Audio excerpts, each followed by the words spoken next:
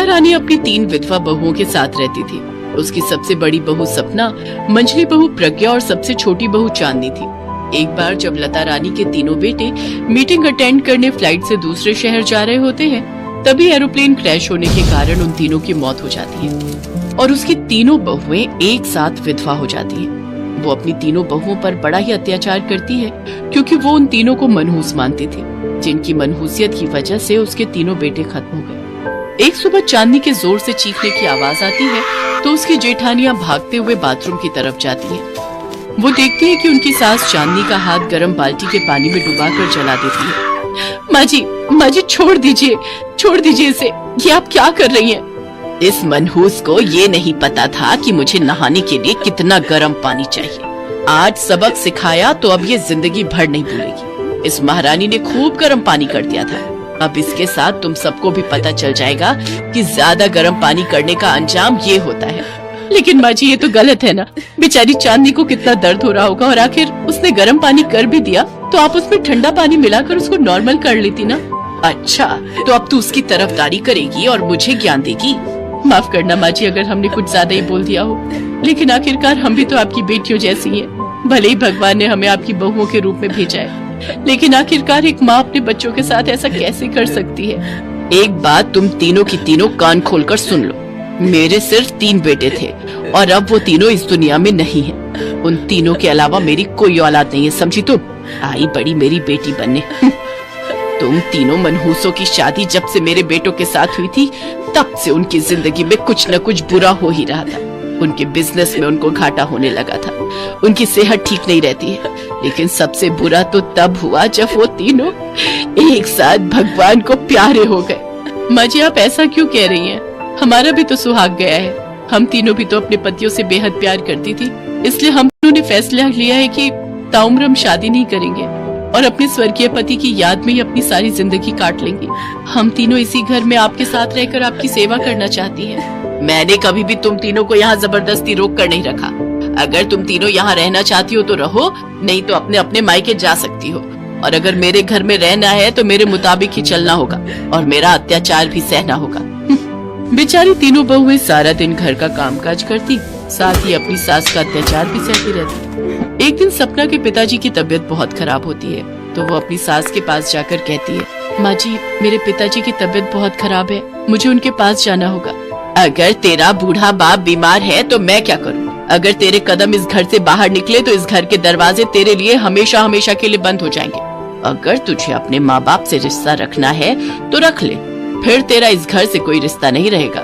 माँ जी मेरे साथ ऐसा मत कीजिए, मैं 1-2 घंटे में उन्हें देखकर आ जाऊंगी। 2 घंटे तो बहुत दूर की बात है। अगर तू 5 मिनट के लिए भी यहाँ से गायब हुई तो तेरे लिए इस घर के दरवाजे बंद, समझी? सपना रोते हुए अपने कमरे में जाती है और फूट फूट कर अपनी किस्मत को कोसते हुए रोने लगती है। तभी प्रज्ञा उसके पास आती है और उससे पूछती है, क्या हुआ दीदी, आप रो क्यों रही हैं?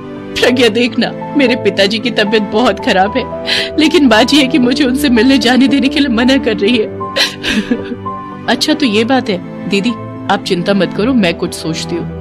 रात को प्रज्ञा जल्दी खाना बनाकर अपनी सास को दे देती है, साथ ही उसमें एक नींद की गोली मिला देती है, जिसे लता को खाना खाते ही नींद आ जाती है और वो अपने कमरे में जाकर सो जाती है। सपना मौका देखकर प्रज्ञा के साथ अपने मायके चली जाती है। उसका मायका उसके ससुराल से 15 मिनट की दूरी पर ही था। थोड़ी देर मिलकर ही वो दोनों वापस घर आ जाती हैं, लेकिन लता की आंख तब तक खुल चुकी होती है और वो उन दोनों को वापस आता देख लेती है और फिर उन दोनों पर चिल्लाते हुए कहती है, सपना तूने मेरे मना करने के बावजूद भी मेरी बात नहीं मानी। वो तो शुक्र है कि मैंने तेरे बाप की तबीयत जानने के लिए तेरी माँ को फोन किया और मुझे पता चला कि तू वहाँ पहुँची हुई है। मैं जानती हूँ माँ जी कि मैंने आपकी आज्ञा का पालन नहीं किया और आपके मना करने के बाद भी अपने पिताजी को देखने गई, लेकिन मैं क्या करती माँ जी, एक बेटी का दिल अपने बीमार पिता को देखने के लिए तरस रहा था और मैं खुद को नहीं रोक पाई। अब मुझे तुम्हारे कोई बहाने नहीं सुनने, अभी के अभी तुम मेरे घर से निकल जाओ।